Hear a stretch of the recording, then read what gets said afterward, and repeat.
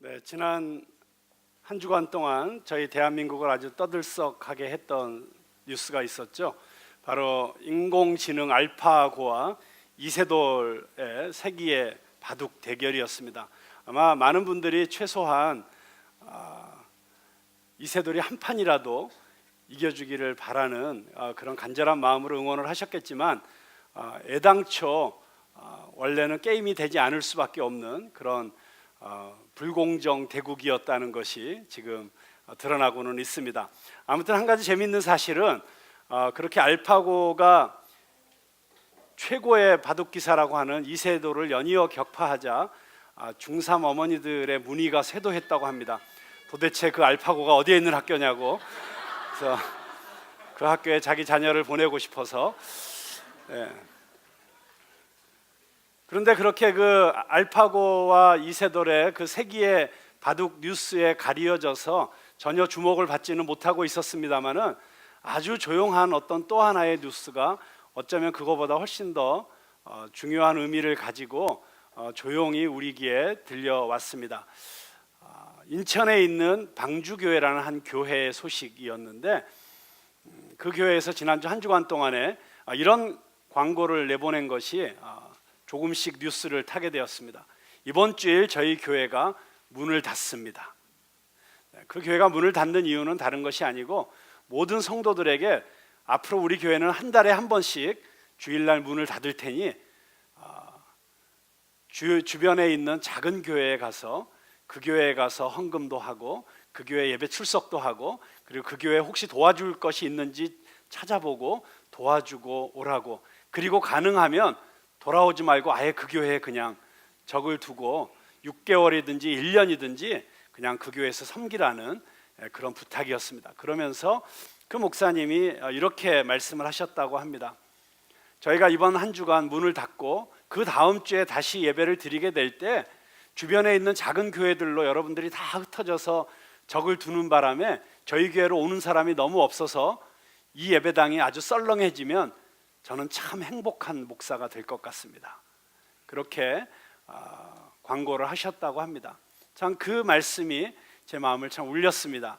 그리고 이 목사님은 정말 무엇이 진정한 행복인지를 이미 깨달으신, 알고 계시는 목사님이시구나. 물론 그 목사님에 대한 박보영 목사님이란 분인데 그 이야기는 제가 여러 사람을 통해서 그분의 어떠한 점에 대해서 이미 듣고 있었기 때문에 이런 뉴스가 나왔을 때 신선한 충격을 받았음에도 불구하고 그닥 깜짝 놀라지 않았던 것은 충분히 그럴 수 있는 영성을 가지신 분이다라고 하는 생각을 제가 했기 때문입니다. 그런가 하면 약 한 달 전에 또 다른 신선한 뉴스가 여러 매체에서 떴는데요. 그것은 바로 헌금 없는 주일에 대한 광고였습니다. 사실은 헌금이 없는 것이 아니라 헌금을 하긴 하는 것이었습니다. 높은 뜻 정의교회라는 교회에서 매월 셋째 주에 헌금을 드리는데 그 주간에 드리는 헌금은 교회 이름이 정의 헌금이에요. 높은 뜻 정의교회이기 때문에 바를 정자를 쓴 정의 헌금일 줄 알았더니 그것이 아니고 우물 정자를 쓰는 정의 헌금이었습니다. 그래서 우물에서 이렇게 끊임없이 생수가 솟아나는 것처럼 그렇게 우리 교회를 통해서 축복이 끊임없이 흘러나가서 이웃을 섬기고 이웃에게 사랑을 나누자는 그런 차원에서 시작한 정의 헌금 운동이었습니다. 물론 주일날 헌금을 그렇게 안 해도 되느냐 이런 여러 가지 논란이 있었습니다만 자세히 그 목사님의 취지를 듣고 보니까 충분히 공감이 가고 동의가 되는 그런 내용이었습니다. 오늘날 너무나도 많은 그리스도인들이 삶 따로 신앙 따로 그렇게 이원화된 그런 삶을 살아가면서 교회가 그냥 좋은 일 알아서 해주겠지라고 하는 그런 생각을 하면서 스스로 이웃을 섬기고 구제하고 또 선교하는 일에 직접 나서지 않는다는 것입니다. 그래서 이 목사님은 그것에 대해서 안타까워하면서 교인들이 직접 정말 하나님의 나라를 위해서 그리고 이웃들을 예수 그리스도의 사랑으로 섬기는 것을 훈련시키기 위해서 매월 셋째 주에는 헌금을 드리되 정의 헌금이라는 봉투에 따로 넣어서 그 헌금을 주일날 드리고 그리고는 그것을 교회에서 수거하지 않고 헌금을 드린 각자가 다 그 헌금 봉투를 들고 가서 그 헌금을 가지고 직접 이웃에게 찾아가서 섬기도록 하는 그런 운동을 시작한 것입니다. 그러면서 그 목사님 그렇게 얘기합니다. 물론 한 주간의 헌금이 이웃을 위해서 구제 헌금으로 다 쓰여지게 되기 때문에 사실 교회 전체적으로 볼 땐 굉장한 재정적 손실을 감당할 수밖에 없는 일인데, 그럼에도 불구하고 그것이 하나님이 기뻐하시는 일이고 또 한국교회가 새로워지는 길이라고 생각하기 때문에 이렇게 시도하고 있다고 그렇게 이야기를 했습니다. 저는 그 높은 뜻 정의교회의 그런 헌금 없는 주일 시도 또한 오늘 우리가 읽은 성경 본문 말씀에 있는 예수님께서 친히 가르치신 주는 자가 받는 자보다 복이 있다라고 하는 이 예수님의 이 정신, 예수님의 삶의 모본을 따라가고자 하는 아름다운 시도이고 귀한 한국교회에 변화되기 위한 몸부림이라는 생각이 듭니다. 사실 어떤 의미에서 보면 예수 없는 한국교회라는 책도 등장을 했습니다마는 정말 우리 한국교회가 모이기는 잘하고 건물은 잘 짓고 그리고 교회 부흥에는 온갖 힘을 쓰지만, 그러나 그 교회 안에 진정한 예수 그리스도의 삶, 예수 그리스도의 정신이 살아있는가라고 할 때 한국교회의 모습이 어쩌면 그것과는 정반대의 모습으로 달려가고 있었지 않나 하는 반성이 쏟아져 나오고 있습니다. 오죽하면 세상에서 기독교를 향해서 개독교라고 그렇게 비아냥거리는 이런 참담한 지경에까지 이르렀겠습니까? 교회가 나누고 섬기고 베풀고 희생하고 사랑하기보다는 오히려 교회 안에서 돈과 권력과 또 명예의 바벨탑을 쌓는 그런 탐욕스러운 모습을 보여왔던 것, 그래서 정말 산상수훈에서 예수님께서 우리에게 가르쳐 주시고 팔복을 통해서 예수님께서 우리에게 가르쳐 주시기 원했던 진정한 행복, 진정한 축복이 무엇인지를 우리 한국교회가 놓치고 있었지 않는가 하는 이러한 반성이 드는 시점에서 저는 한국교회 성도들은, 대다수의 한국교회 성도들은 정말 예수님처럼 살기를 갈망하면서 신앙생활을 하고 있다고 저는 믿습니다. 지금 사회에서 기독교의 이미지가 어떤 모습으로 비춰지고 있던지 사실 정말 이 자리에 앉은 여러분들을 포함해서 대부분의 한국교회 교인들은 정말 예수님처럼 살고 싶고, 그리고 예수님의 말씀을 따라서 살고 싶고, 그리고 예수님의 사랑을 실천하면서 살고 싶은 마음을 누구나 가지고 있다고 생각합니다. 단지 그러한 성도들의 진정한 그 갈망, 그 열망을 담아내지 못하고 그것이 교회의 모습으로 나타나도록 이끌어내지 못한 교회의 리더십들, 특별히 교회의 재정과 시간과 이 모든 것을 사용하는 그 결정권의 대부분을 가지고 있는 저를 포함한 우리 한국교회 목사들의 책임이 크다고 저는 생각합니다. 그런 의미에서 정말 저부터 변화되어서 정말 이 시대에 정말 이 나라와 이 사회를 위해서 빛과 소금이 되는 그런 교회를 만들어내는데 저희 교회가 앞장서야겠다는 생각을 하게 됩니다. 사실 제가 이 10주년을 맞이하는 우리 푸른나무교회에 대해서 요즘 많은 생각을 하고 있습니다. 그런데 우리 푸른나무교회의 초창기부터 생각하면 정말 우리 교회는 그런 모습으로 그렇게 아낌없이 내어주는, 아낌없이 주는 나무 같은 그런 교회가 되자라는 그런 스피릿, 그런 정말 팔복에서 예수님이 말씀하시는 주는 자가 받는 자보다 더 복이 있다라고 하는 이런 예수님의 DNA를 갖고 있었던 교회라고 지금 말하기엔 좀 부끄럽고, 그러나 그런 교회였었다고 정말 말할 수 있을 것 같습니다. 저희 교회가 첫 창립 예배를 드리던 날 약 30여 명의 성도들이 모여서 방배동에서 첫 예배를 드렸습니다. 그런데 그날 첫 예배에 헌금이 440만 원 정도가 나왔어요. 물론 제 마음속에는 제가 교회를 잘 몰랐기 때문에 원래 교회를 하면 매주 이 정도 헌금이 나오나 보다, 뭐 그런 착각도 있었지만 정말 첫 헌금을 그냥 우리 교회를 위해서 쓰기보다는 정말 하나님의 나라를 위해서, 그리고 무엇인가 의미 있는 선교와 전도를 위해서 쓰기를 원하는 마음에서 저희가 그 헌금을 몽땅 어떻게 드렸냐면, 그때 마침 중국에 있는 우리 한국 유학생들을 위해서 개강 예배를 드리는데 한국의 선교 뮤지컬 팀이 가서 그 개강 예배를 위해서 공연을 해야 되는데 그들의 비행기 값이 부족하다는 이야기를 듣고 11명의 비행기 값을 저희가 헌금을 했는데 그게 딱 440만 원이었어요. 1인당 40만 원씩. 그래서 정말 전액을 다 그렇게 첫 예배 헌금을 드렸는데 그 다음 주에 보니까 헌금이 40만 원도 안 나오더라고요. 아무튼 그럼에도 불구하고 저희 푸른나무 교회는 저희 재정이 얼마가 있든지 정말 하나님이 기뻐하시는 일이라면, 그리고 뭔가 우리 마음속에 하나님이 주시는 긍휼함과 하나님이 주시는 어떤 마음이 있으면 아낌없이 내어드리는 그런 교회가 되기 위해서 애썼던 것 같습니다. 제가 제일 기억에 남는 사건 중에 하나는 지금 중국 계림에 중국에 버려진 장애를 가지고 있는 고아들을 정말 입양해서 품고 사는 귀한 선교사님이 한 분 계세요. 그분이 북경대학교 철학과 교수님으로 계셨는데 그때 학교 캠퍼스에서 조그만 사택에 사시면서도 그렇게 버려진 아이들을 하나씩 데려다 키우다 보니까 한 10명 정도의 아이들을 한 집에서 바글바글하면서 살게 되었어요. 사실 그 북경대학 안에 아주 명소가 되었습니다. 왜냐하면 그렇게 한국 교수님이 중국 고아들을 데리고 산다는 이야기 소문이 퍼지면서 북경대학교하고 청와대학교에 다니는 그 학생들이 방과 후에 와가지고 그 고아 아이들을 과외 공부를 시켜주기 시작했어요. 그래서 그 아이들이 얼마나 공부를 잘했는지 몰라요. 다 정말 심각한 장애를 가진 아이들이었고요.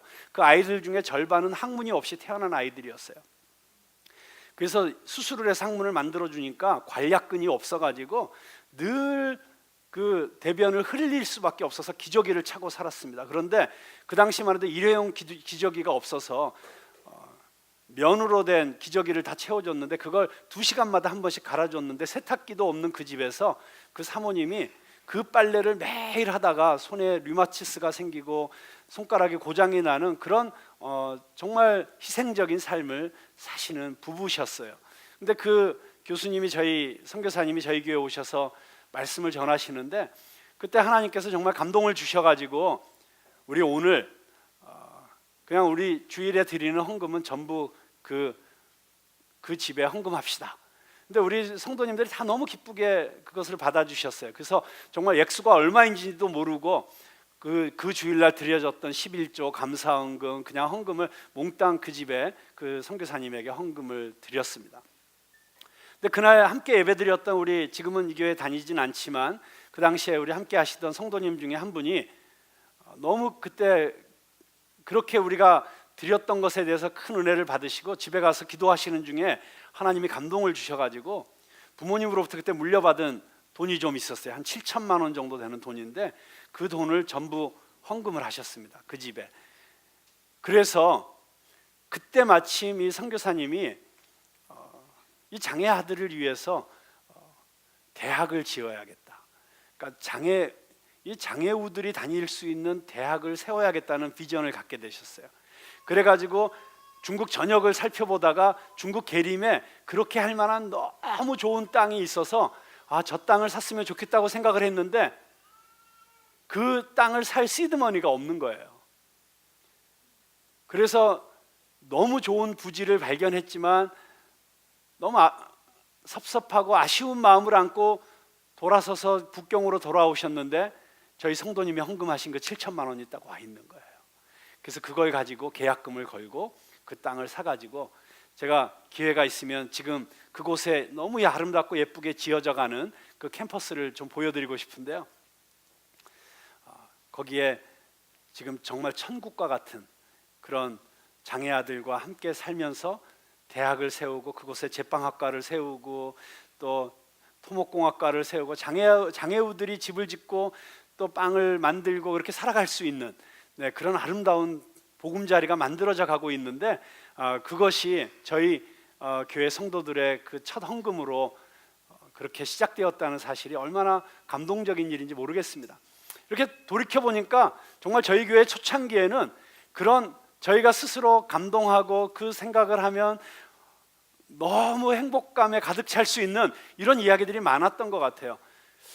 그런데 오히려 저희 교회가 시간이 지나가면서 나이가 들어가면서 점점 더 그렇게 더 내어주고 베푸는 교회가 되기보다는 오히려 지금은 저희가 알파고보다도 더 빨리 계산에는 능숙해져서 그 헌금을 잘 관리하고 그리고 우리 교회를 잘 운영하는 데는 저희가 집중하고 있지만 이렇게 이웃을 위해서 하나님의 나라를 위해서 그냥 바보처럼 엉뚱하게 내어줄 수 있는 이런 축복과 이런 행복은 누리지 못하고 있는 것이 아닌가, 이런 생각을 하게 되었습니다. 우리 10주년을 맞이하는 저희 푸른나무 교회가 다시 우리 푸른나무 교회의 그 초심을 회복하고 이렇게 말도 안 되는 이런 나눔을 통해서 하나님이 기뻐하시고 그 하나님이 기뻐하심 때문에 우리도 기뻐할 수 있는 그런 교회가 되어지기를 간절히 소망합니다. 여러분, 교회도 이렇게 움켜쥐고 끌어안고 자기 바벨탑을 쌓는 교회가 아니라 내어주고 베풀고 섬기는 교회가 행복하듯이 우리 그리스도인 한 사람 한 사람의 삶도 이렇게 내가 더 받기보다 나누어 주고 베풀 때 더 행복한 삶이 될 수 있다는 것은 제가 여기서 굳이 더 설명을 안 해도 여러분들이 충분히 공감하실 수 있으리라고 생각합니다.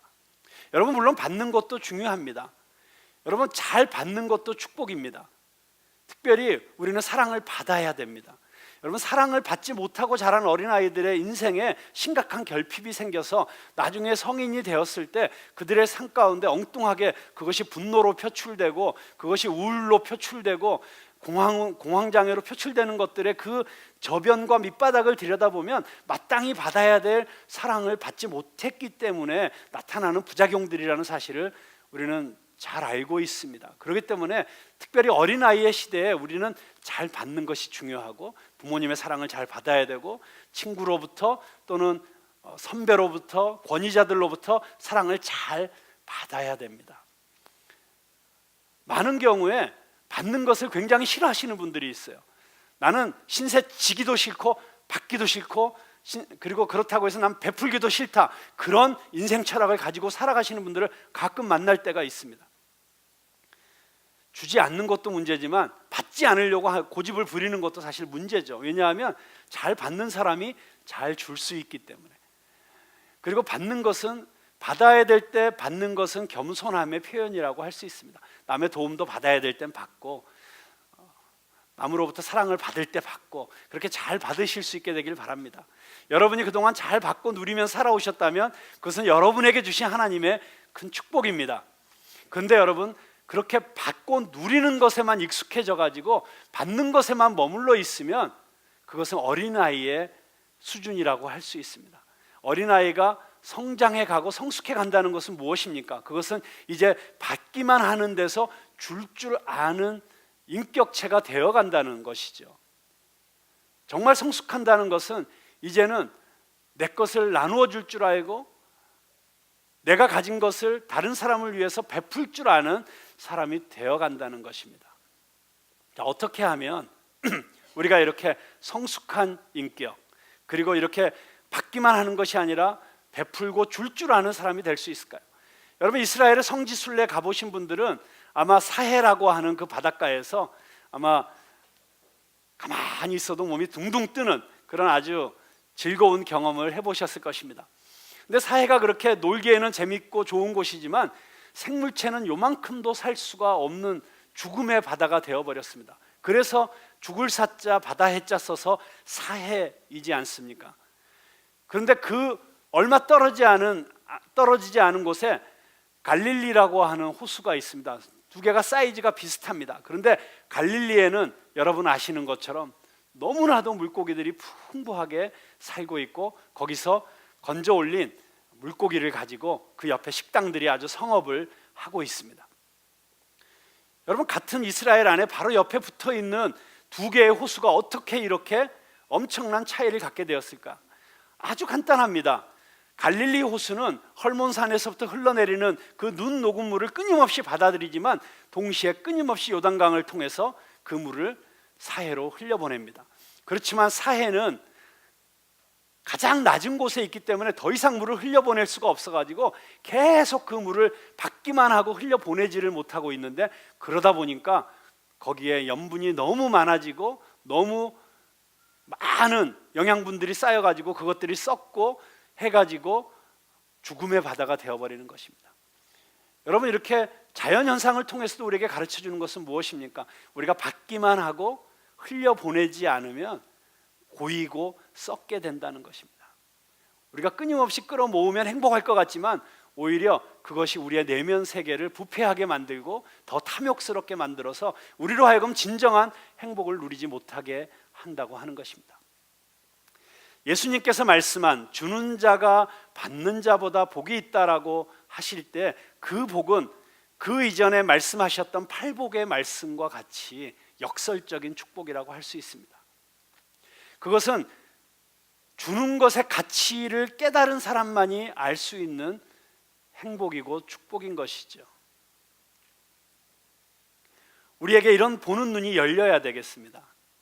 예수님을 바라보면, 그리고 예수님이 우리에게 보여주신 삶은 바로 빼앗고 더 소유하고 내가 더 움켜쥐는 데서 오는 그런 축복이 아니라 그것을 복이라고 하지 않고 오히려 나누고 베풀어 줌으로써 누리는 축복을 이야기하는 것입니다.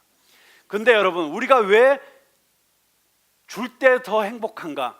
그것은 바로 하나님께서 우리를 그렇게 지으셨기 때문입니다. 하나님께서 인간을 지으실 때 어떻게 지으셨어요? 네, 어떤 모양을 따라서 지으셨다 그랬죠? 네, 하나님의 형상을 따라서, 우리의 모양을 따라서, 자, 하나님의 형상을 따라서 우리는 지음을 받았습니다. 근데 하나님은 어떤 분이십니까? 하나님은 사랑이십니다.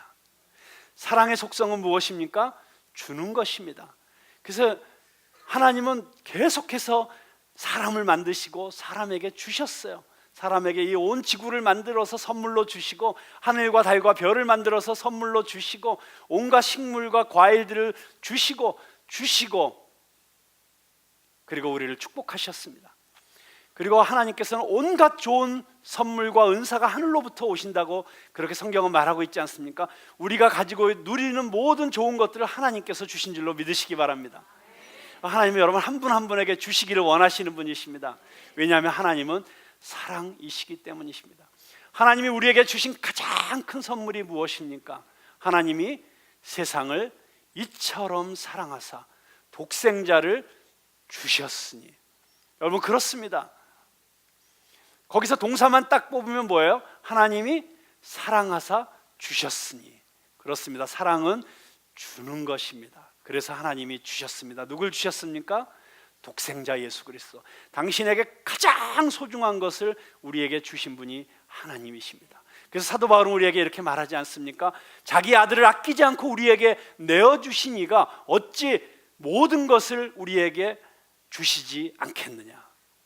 하나님은 우리에게 모든 것을 주시기 기뻐하시는 분이십니다.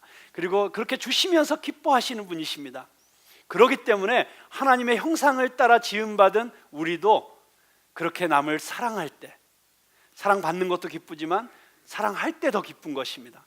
남에게 받는 것도 기쁜 것이지만 내가 남에게 무엇인가를 줄 수 있을 때 더 기쁘도록 그렇게 만들어진 존재예요. 그래서 여러분이 누군가를 도와줬을 때, 누군가에게 그가 꼭 필요한 어떤 것들을 선물했을 때, 그때 그 받는 사람도 너무 기쁘겠지만, 너무 감사하겠지만 주는 우리에게 더 큰 기쁨이 있다는 것을 우리는 경험을 통해서 이미 잘 알고 있습니다.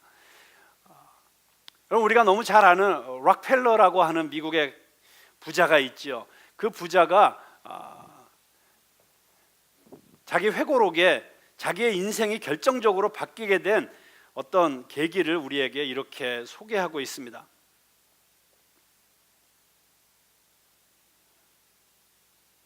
그가 33살에 백만장자가 되었습니다. 정말 돈에 미친 사람이었죠. 어떤 기자가 록펠러에게 물었답니다.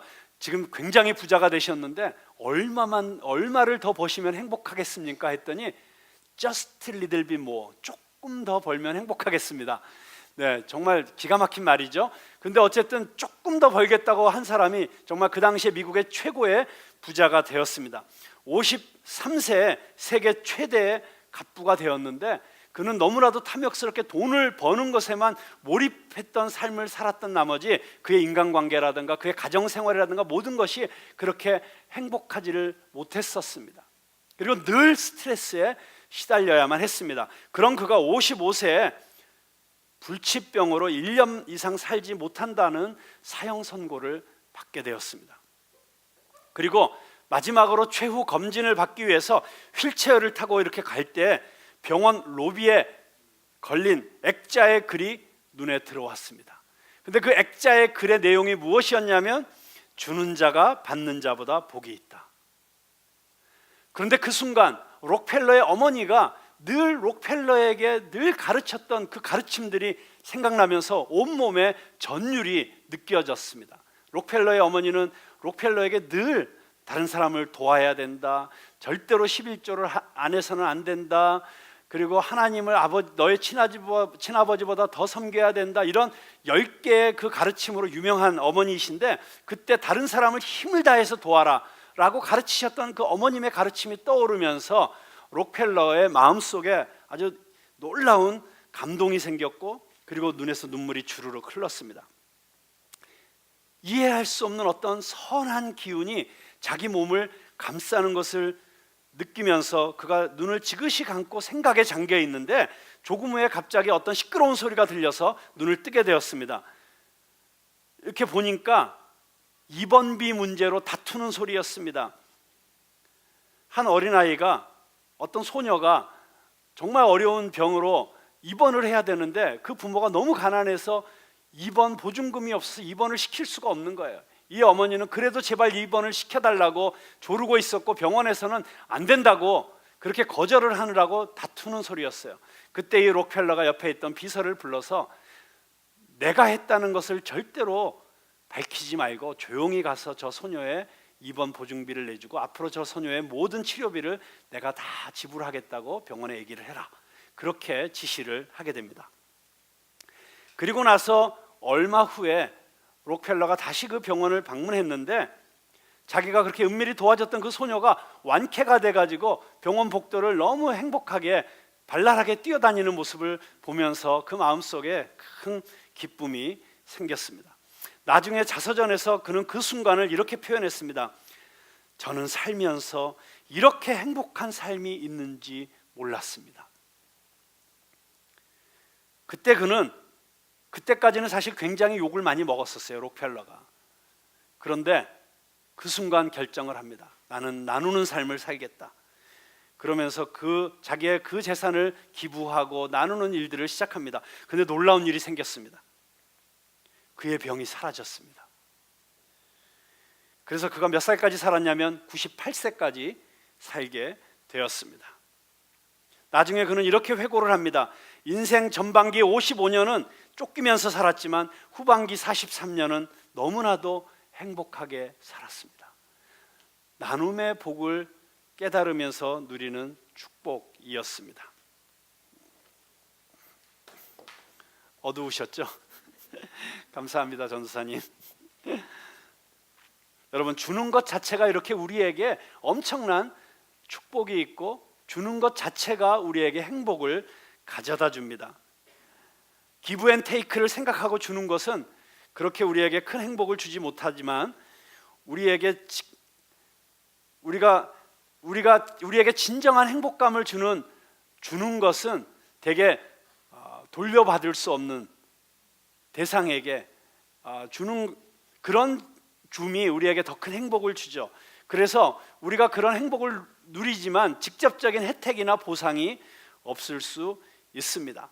그런데 주는 자가 받는 자보다 더 복이 있는 이유 중에 또 하나의 가장 중요한 이유는, 우리가 직접 도와주고 베풀어주고 섬겨주고 사랑해준 그들로부터는 우리가 보상을 받지 못할지 모르지만, 그러나 하나님이 우리에게 축복해 주신다는 것입니다.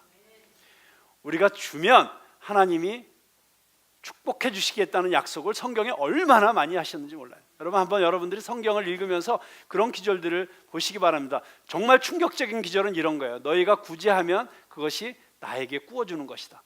무슨 얘기예요? 우리가 정말 어려운 이웃들에게 우리가 베풀어주고 구제하고 나누어주면 하나님이 그것을 뭐라고 간주하신다고요?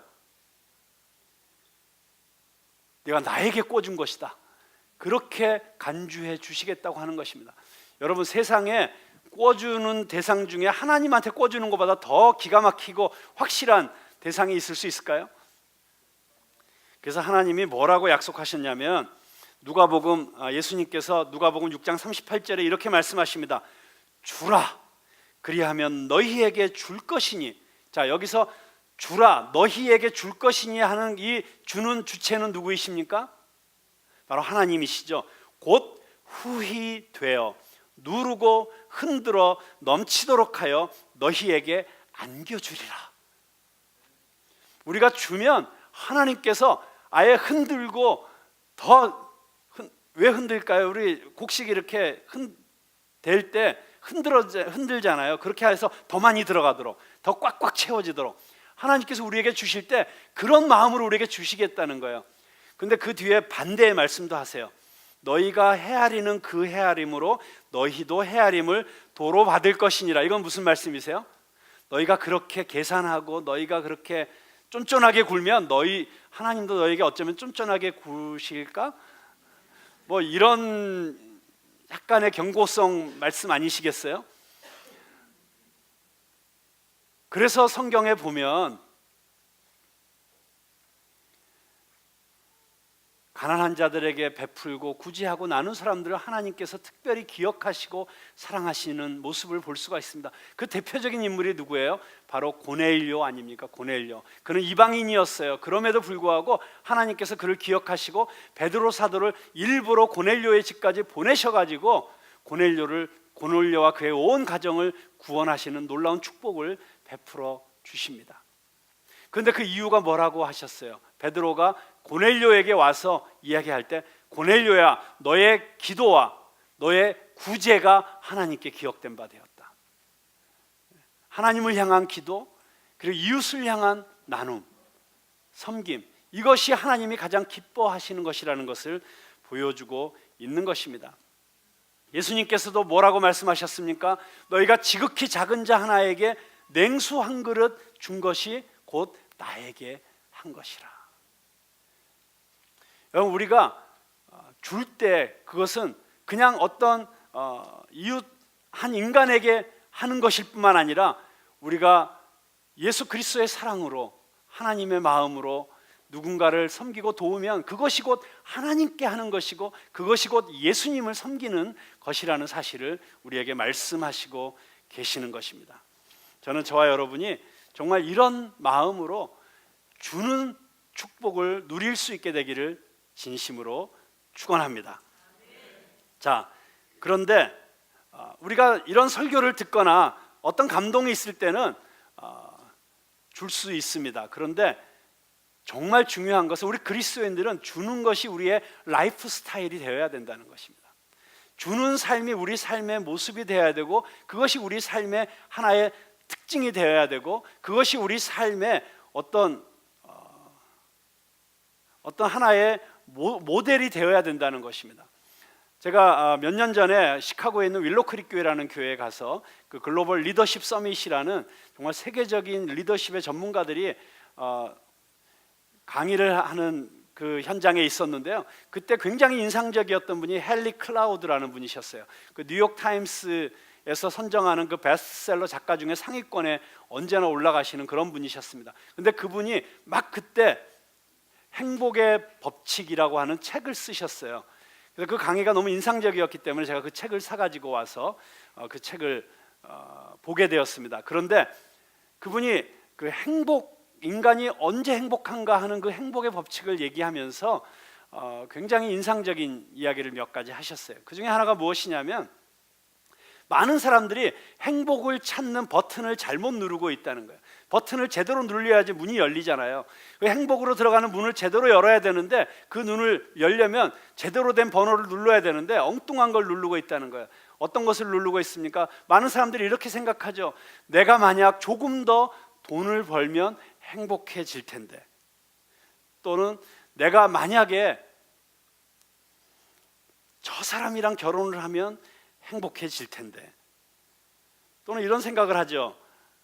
만약에 내가 저 집을 소유할 수 있다면 행복해질 텐데. 또 어떤 생각을 합니까? 내가 승진해서 저 자리에 올라가기만 하면 행복해질 텐데. 내가 이사 가서 다른 도시에 살게 되면 행복해질 텐데.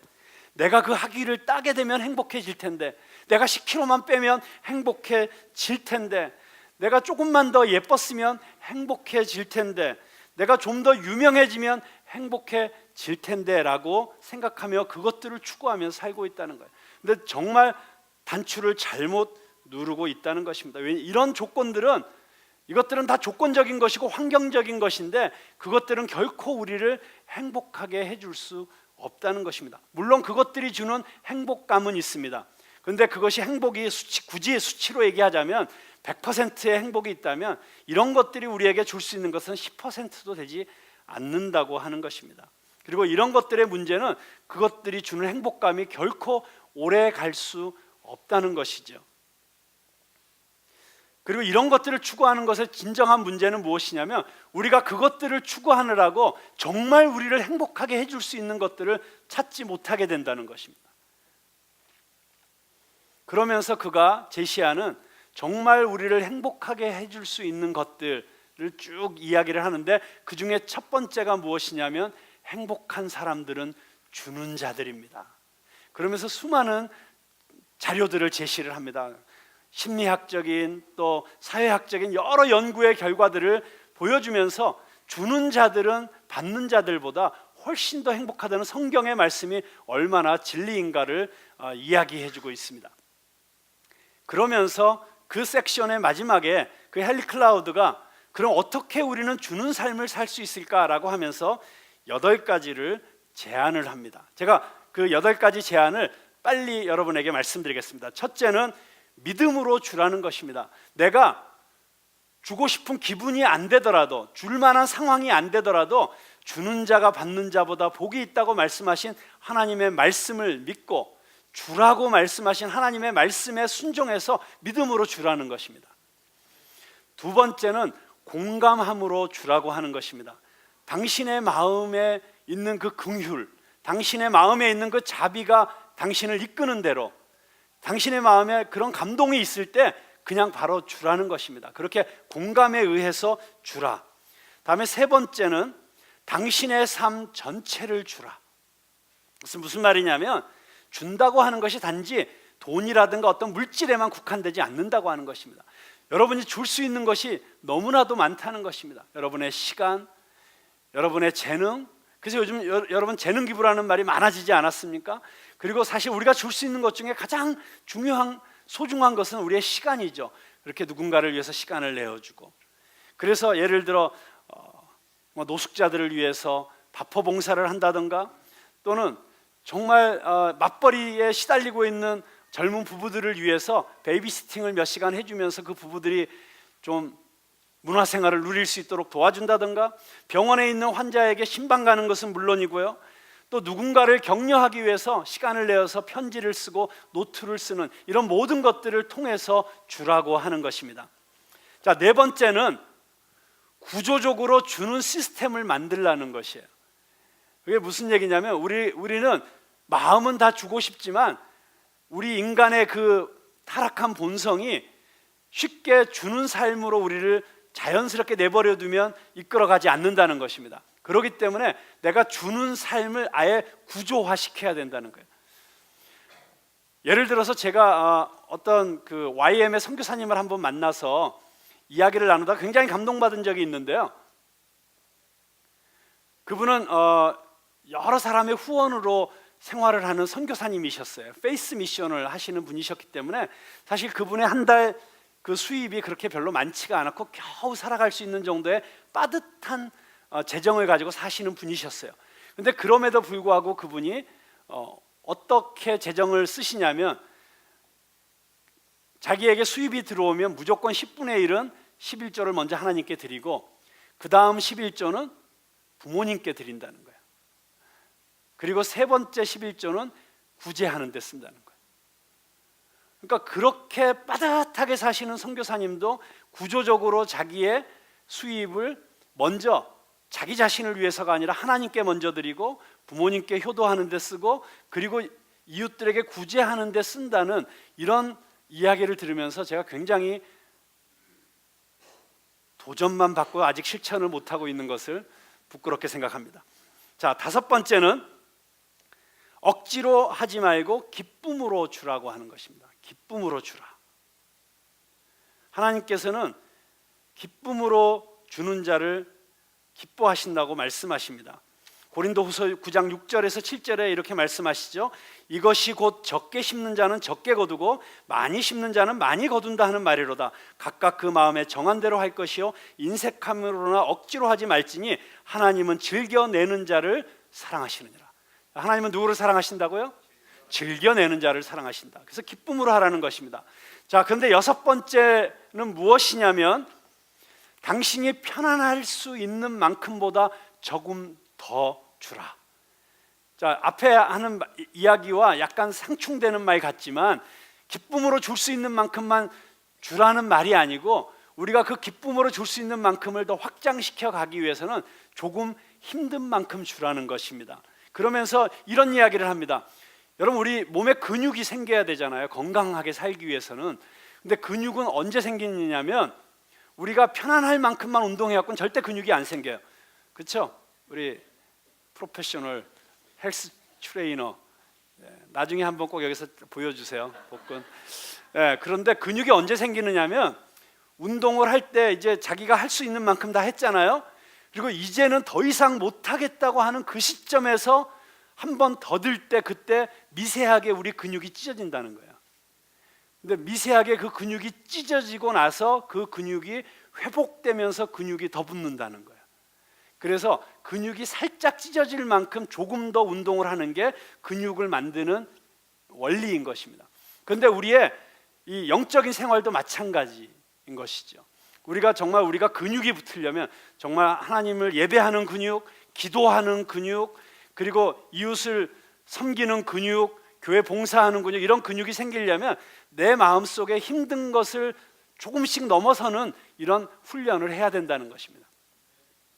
자, 일곱 번째 이 헨리 클라우드의 조언은 무엇이냐면 함께하는 관계 가운데서 주라라고 하는 것입니다. 이것은 무슨 얘기냐면 함께 하라는 것이에요. 나 혼자 주는 것은 오래가기가 어렵다는 것이에요.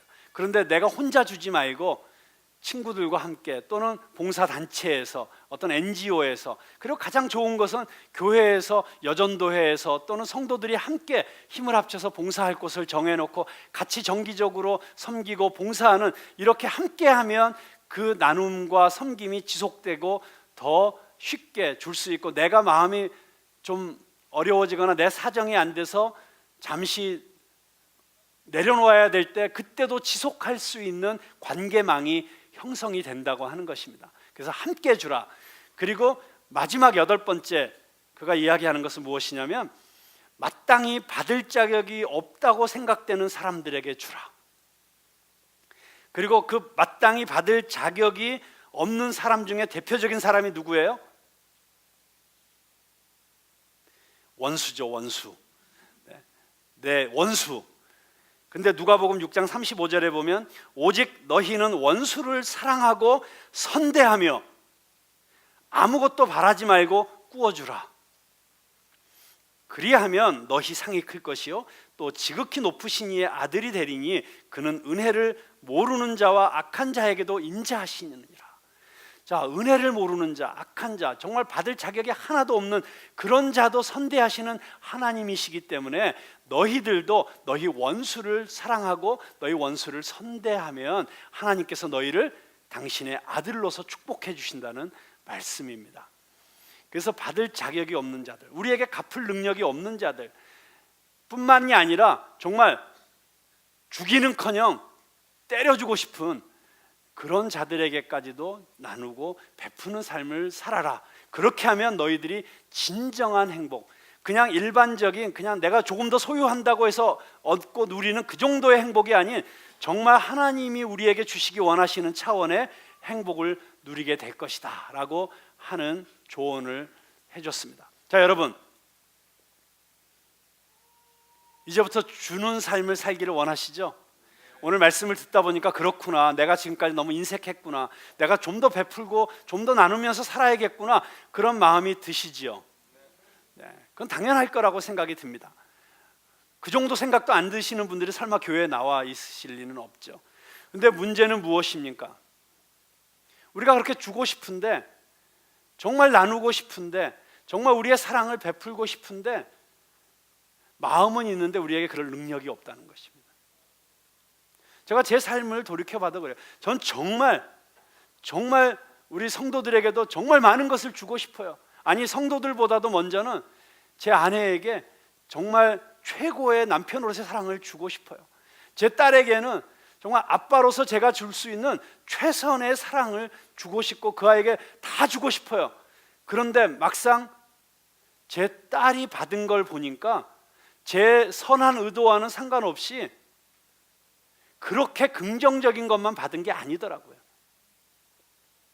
가끔씩 제 아내의 입에서 흘러나오는 탄식 소리를 들으면 제가 정말 제 아내에게 주고 싶었던 그 최고로 좋은 것을 제가 주지 못했다는 것을 발견하게 됩니다. 가장 가까이 있는 내 가족에게도 이러할진데 사실 우리 성도들에게 또는 교회 바깥에 있는 이웃들에게 무언가를 준다고 하는 것이 우리가 이상적으로 이념적으로는 가능한 일이지만 실제적으로 주기 시작할 때 금방 내 안에 있는 것들이 다 바닥나는 것을 우리가 경험할 수밖에 없습니다. 어떻게 우리가 주는 사람이 정말 될 수 있을까요? 어떻게 정말 주는 자가 복이 있다고 말씀하신 이 예수님의 말씀이 그것이 정말 경험되어지고 내 삶으로 누리면서 살아가는 그런 진정한 행복의 삶을 살 수 있을까요? 그 답은 저는 하나밖에 없다고 생각합니다. 여러분, 내 힘으로 주는 것은 분명히 한계가 있을 수밖에 없습니다. 죄로 인해서 타락한 본성에 물들어 있는 우리의 이 육신의 사랑으로 주는 것은 당연히 불완전하고 한계가 있을 수밖에 없습니다. 그런데 내가 아니라 내 안에 예수 그리스도께서 사시면, 내 안에 예수 그리스도께서 살아계시면 내 힘으로가 아니라 예수 그리스도의 능력으로, 예수 그리스도의 이름의 능력으로 우리는 진정한 사랑을 할 수 있게 됩니다. 여러분, 그래서 정말 우리가 주는 자의 축복을 누리기를 원하십니까? 그렇다면 내 안에 예수 그리스도께서 나를 온전하게 다스리시고 내 안에 예수 그리스도가 충만하게 살아 역사하시기를 위해서 우리는 기도해야 될 것입니다. 그리고 그분께 우리의 삶을 온전히 내어드려야 될 것입니다. 여러분, 정말 예수 그리스도의 능력이 내 안에 살아있을 때, 예수 그리스도께서 내 안에 계실 때 어떤 일이 일어나는지를 베드로와 요한이 우리에게 보여주지 않았습니까? 베드로와 요한이 정기적으로 기도하러 올라가다가 성전 문 앞에서 나면서부터 안진뱅이가 구걸하고 있었습니다. 저는 그 사람은 정말 그 예루살렘 성 안에서 가장 불쌍한 자였습니다. 정말 우리가 지나가면서 본다면 정말 도와주고 싶을 수밖에 없는 그런 사람의 대표적인 인물이었죠. 자, 그 사람이 베드로와 요한에게 한 푼 달라고 구걸을 합니다. 정말 많은 세상이 우리를 향해서 도와달라고 손을 내밀고 있습니다. 그런데 우리가 가진 것으로는 정말 저들을 도와줄 수 있는 것이 너무나도 부족한 것을 우리는 너무 뼈저리게 깨닫고 있습니다. 베드로와 요한도 그 안진뱅이에게 그렇게 말했어요. 은과 금은 내게 없다. 미안하다. 네가 나에게 원하는 은과 금은 내게 없다. 근데 그 다음에 베드로가 뭐라고 얘기했습니까? 은과 금은 내게 없으나 나사렛 예수 그리스도의 이름으로 명하노니 일어나 걸으라. 예수 그리스도의 이름의 능력은 그들에게 있었습니다. 그리고 정말 그 안진뱅이에게 진정으로 필요했던 것은 하루 한 끼 먹을 수 있는 한입 동전이 아니라 일어나는 것이었죠. 그들의 근본적인 인생의 문제를 해결해 주는 것이었죠. 그런데 그런 인생의 근본적인 진정한 문제를 해결해 줄 수 있는 오직 한 분 예수 그리스도, 그 이름의 능력으로 우리가 이 세상에 나아갈 수 있게 되기를 바라는 것입니다. 여러분, 지금 사순절 기간입니다. 그리고 다음 주에는 우리 종려주의를 기념하여 우리가 이 예수 그리스도, 우리를 살리시기 위해서, 우리의 인생의 모든 문제로부터 우리를 건져주시기 위해서 십자가에 달리신 바로 그 예수 그리스도를 증거하기 위해서, 한 사람에게라도 그 복음을 전하기 위해서 우리가 준비한 전도 초청 잔치입니다. 저는 이 예수님을 선물했으면 좋겠습니다. 우리가 줄 수 있는 최고의 선물, 예수 그리스도. 물론 이 예수 그리스도와 함께 우리는 아낌없이 우리가 가진 것들을 이웃과 함께 나누어야 될 것이고 세상을 향해서 나누어야 될 것입니다. 그러나 그 무엇보다도 저는 이 사순절 기간 저와 여러분이 이 예수 그리스도의 복음을 진정으로 희망이 필요한 사람들, 진정으로 인생의 허무 가운데서 의미를 갈망하고 있는 자들에게 참된 축복을 나누어 줄 수 있는 저와 여러분 될 수 있기를 주님의 이름으로 축원합니다. 기도하겠습니다.